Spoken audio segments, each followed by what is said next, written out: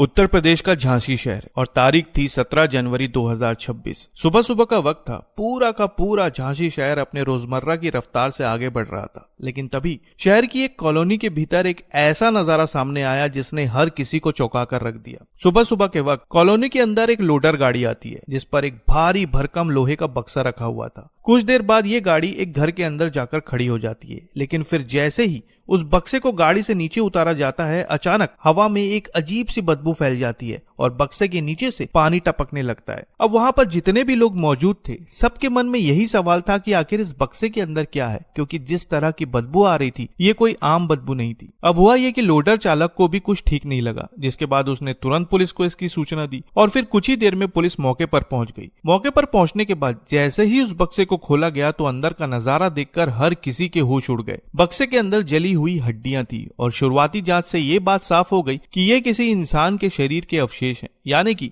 ये पूरा का पूरा मामला एक ऐसे जुर्म से जुड़ा हुआ था जिसकी स्क्रिप्ट शायद पहले ही लिखी जा चुकी थी। लेकिन अब सवाल ये था कि आखिर ये बक्सा आया कहां से और इसे यहां तक पहुंचाने वाला कौन था। इस मामले में सबसे पहले लोडर चालक जय सिंह पाल से पूछताछ शुरू हुई और उसने बताया कि वो लोडिंग गाड़ी चलाता है और राम सिंह परिहार नाम का एक व्यक्ति इसके मोहल्ले में ही रहता है। उसने बताया कि राम सिंह उसके पास आया था और उसने उससे कहा था कि घर का कुछ सामान लाना है, और ये बात सुनकर जय सिंह तैयार हो गया और फिर 400 रुपए में बात तय हो गई। इसके बाद राम सिंह उसे ब्रह्मनगर इलाके में लेकर गया। ये एक ऐसा इलाका है जो पहाड़ियों पर बसा हुआ है। अब जब जय सिंह वहां पर पहुंचा तो उसने देखा कि राम सिंह का बेटा नितिन और 3 अन्य लोग वहां पर मौजूद थे। कुछ देर बाद उस घर से एक बड़ा लोहे का बक्सा बाहर निकाला गया और उस बक्से को देखकर जय सिंह को शक हुआ। उसने पूछा कि इसमें क्या है। तब राम सिंह ने कहा कि इसमें घर का सामान है, लेकिन इतना बड़ा बक्सा होने की वजह से जय सिंह ने मना कर दिया कि वो इस बक्से को नहीं ले जाएगा। लेकिन फिर राम सिंह ने जिद की और जय सिंह उस बक्से को ले जाने के लिए तैयार हो गया। जब बक्सा गाड़ी में रख दिया गया तब राम सिंह खुद गाड़ी में नहीं बैठा। उसने कहा कि आप लोग गाड़ी लेकर आगे चलो, मैं पीछे पीछे आता हूँ। लेकिन फिर जैसे ही गाड़ी सैयर गेट के अंदर फूटा चौपड़ा कॉलोनी पहुंची, नितिन बक्सा अपने घर की ओर ले गया। रास्ते भर बक्से से बदबू आती रही और नीचे से पानी टपकता रहा, और यही वो पल था जब जय सिंह को शक हुआ और फिर ये खबर पुलिस तक पहुंच गई। अब इस मामले में पुलिस ने अपनी जांच आगे बढ़ाई और फिर धीरे धीरे इस पूरे मामले की परतें खुलने लगी। जांच के दौरान ये बात सामने आई कि राम सिंह रेलवे में एमसीएम सीनियर टेक्नीशियन के पद पर काम कर चुका था। साल 2022 में वो रिटायर हुआ था। हालांकि बाहर से देखने पर वो एक रिटायर्ड सरकारी कर्मचारी था, लेकिन अंदर ही अंदर उसकी जिंदगी कई परतों में उलझी हुई थी। पूछताछ में राम सिंह ने जो कहानी बताई वो बेहद ज्यादा चौंकाने वाली थी। उसने कहा कि करीब 40 साल पहले उसकी शादी गीता परिहार से हुई थी और शादी के बाद उसका एक बेटा और 2 बेटियां हुई, जिनकी अब शादी हो चुकी है। लेकिन फिर शादी के करीब 15 साल बाद उसकी मुलाकात गीता रायकवार से हुई, दोस्ती हुई और फिर वही दोस्ती प्यार में बदल गई और राम सिंह ने गीता रायकवार से शादी कर ली। हालांकि गीता पहले से शादीशुदा थी, लेकिन पति से अनबन होने के बाद उसने उसे छोड़ दिया था, और दूसरी तरफ राम सिंह ने भी दूसरी शादी के बाद अपनी पहली पत्नी को छोड़ दिया और अब दोनों फूटा चौपड़ा मोहल्ले में रहने लगे थे। कहा जा रहा है कि करीब 20 साल पहले इनका एक बेटा हुआ था जिसका नाम इन्होंने नितिन रखा था, जिसके बाद इनकी शादीशुदा जिंदगी बड़े आराम से कटने लगी। लेकिन इसके बाद कहानी ने एक नया मोड़ ले लिया। राम सिंह ने बताया कि करीब 10 साल पहले वो एक रेलवे अधिकारी के बंगले में खाना बनाने का काम करता था और वहीं पर प्रीति नाम की एक महिला बर्तन धोने का काम करती थी। फिर यहीं से दोनों की जान पहचान हुई, बातचीत आगे बढ़ी, दोनों नजदीक आए और दोनों में प्रेम संबंध बन गए। देखा जाए तो प्रीति भी शादीशुदा थी और उसकी 2 बेटियां और एक बेटा था। लेकिन सबसे हैरान करने वाली बात यह थी कि प्रीति राम सिंह से पूरे 32 साल छोटी थी। कहा जा रहा है कि दोनों ने मंदिर में शादी कर ली और फिर राम सिंह रिटायरमेंट के बाद उसी के साथ रहने लगा। राम सिंह के मुताबिक उसे प्रीति से बहुत लगाव था, लेकिन आए दिन प्रीति राम सिंह से पैसों की डिमांड करती थी और यहीं से पैसों को लेकर दोनों के बीच विवाद शुरू हो गया। पूछताछ के दौरान राम सिंह का यह कहना था कि प्रीति उससे लाखों रुपए ले चुकी थी और यहाँ तक कि रिटायरमेंट के बाद जो उसे 43,000 रुपए पेंशन मिलते थे वो भी प्रीति रख लेती थी। काफी समय तक सब कुछ ऐसे ही चलता रहा, लेकिन फिर राम सिंह को एक ऐसी बात पता चली जिसे सुनकर उसके होश उड़ गए।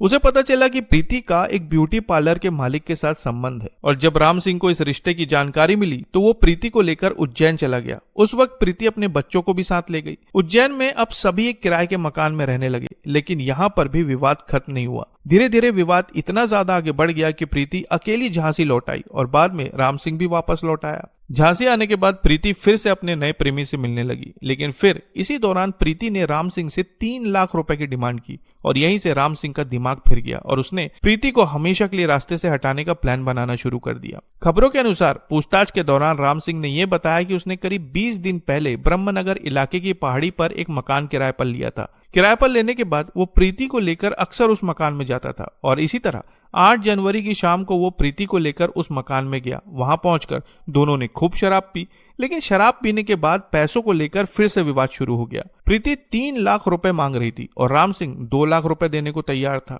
कहा जा रहा है कि उसने 2 लाख रुपयों का इंतजाम भी कर लिया था, लेकिन प्रीति नहीं मानी।